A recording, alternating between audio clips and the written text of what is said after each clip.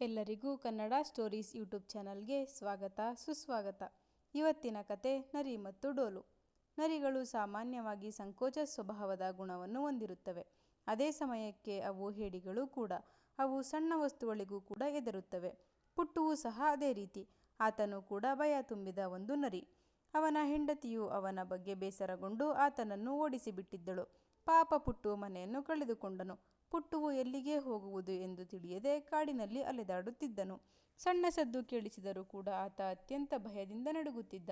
ಆತನು ಏನನ್ನೂ ಸರಿಯಾಗಿ ತಿನ್ನಲಾಗಲಿಲ್ಲ ಮತ್ತು ಸರಿಯಾಗಿ ಮಲಗಲು ಆಗಲಿಲ್ಲ. ಕಾಡಿನ ಒಂದು ಭಾಗದಲ್ಲಿ ಆತ ಆಗ ತಾನೇ ಯುದ್ಧ ನಡೆದಿದ್ದ ಒಂದು ಸ್ಥಳಕ್ಕೆ ಬಂದನು. ಇದ್ದಕ್ಕಿದ್ದಂತೆ ಒಂದು ವಿಚಿತ್ರವಾದ ಜೋರಾದ ಘರ್ಜನೆಯ ಶಬ್ದವನ್ನು ಕೇಳಿಸಿಕೊಂಡನು. ಅವನು ಯಾವತ್ತೂ ಸಹ ಅಂಥ ಶಬ್ದವನ್ನು ಕೇಳಿಸಿಕೊಂಡಿರಲಿಲ್ಲ. ಅದು ಹುಲಿಯ ಘರ್ಜನೆಯೋ ಅಥವಾ ಸಿಂಹದ್ದೋ ಎಂದು ಅವನಿಗೆ ತಿಳಿಯಲಿಲ್ಲ. ಅದು ಆನೆಯು ಗೀಳಿಡುವಂತೆಯೂ ಇರಲಿಲ್ಲ.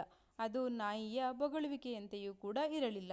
ಪುಟ್ಟುವಿಗೆ ಬಹಳ ಭಯವಾಯಿತು. ಪುಟ್ಟುವು ಮನಸ್ಸಿನಲ್ಲಿ ಧೈರ್ಯ ತಂದುಕೊಂಡು ಆ ಘರ್ಜನೆಯು ಕೇಳಿಸುತ್ತಿರುವ ದಿಕ್ಕಿಗೆ ತೆವಳುತ್ತಾ ನಡೆದನು. ವಿಚಿತ್ರವಾದ ವಸ್ತುವೊಂದು ನೆಲದ ಮೇಲೆ ಬಿದ್ದಿರುವುದನ್ನು ಕಂಡನು. ಅದರ ಬಳಿ ಹೋಗಿ ಬಾಲವನ್ನಲ್ಲಾಡಿಸಿದನು. ಅವನ ಬಾಲವು ಅದಕ್ಕೆ ಸೋಕಿದಾಗ ಸುಮಧುರವಾದ ಶಬ್ದವೊಂದು ಅದರಿಂದ ಬಂದಿತು. ಆಗ ಪುಟ್ಟುವಿಗೆ ಧೈರ್ಯ ಹೆಚ್ಚಿ ಅದರ ಮೇಲೆ ತುಳಿದನು. ಶಬ್ದವು ಇನ್ನೂ ಹೆಚ್ಚಾಯಿತು. ಪುಟ್ಟುವು ಎಷ್ಟು ಜೋರಾಗಿ ತುಳಿದನೋ ಶಬ್ದವು ಅಷ್ಟು ಜೋರಾಗಿ ಕೇಳಿಸುತ್ತಿತ್ತು. ಅದು ತಾನು ಮೊದಲು ಕೇಳಿದ ಶಬ್ದದಂತೆಯೇ ಈಗ ಕೇಳಿಸುತ್ತಿತ್ತು. ಪುಟ್ಟುವಿಗಿದ್ದ ಭಯವು ಹಾರಿ ಹೋಯಿತು. ಆತ ಧೈರ್ಯವಂತನಾದ. ಅವನು ಡೋಲನ್ನು ತನ್ನ ಮನೆಯ ಕಡೆಗೆ ಉರುಳಿಸಿಕೊಂಡು ಹೋಗಿ ಘರ್ಜಿಸುವ ಡೋಲಿನ ನಾದವನ್ನು ಮಾಡಿದನು.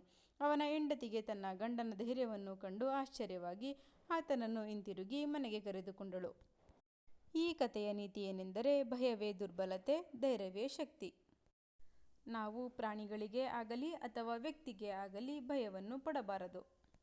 ಹಾಗೂ ಜೀವನದಲ್ಲಿ ಎಂತಹದೇ ಸ್ಥಿತಿ ಎದುರಾದರೂ ನಾವು ಅದನ್ನು ಧೈರ್ಯದಿಂದ ಎದುರಿಸಿ ನಿಲ್ಲಬೇಕು.